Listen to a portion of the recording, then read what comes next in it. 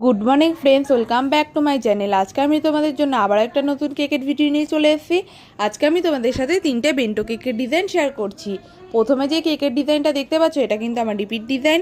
তোমরা কিন্তু নিশ্চয়ই দেখে বুঝতে পারছো এই কেকের ডিজাইনটা যে আমি কতবার পোস্ট করেছি তার কোনো ঠিক নেই। এই কেকটার কিন্তু ইনসাইড ফ্লেভার ছিল চকলেট। আর সেকেন্ডে যে কেকের ডিজাইনটা দেখতে পাচ্ছ, এই কেকটারও কিন্তু ইনসাইড ফ্লেভার ছিল চকলেট।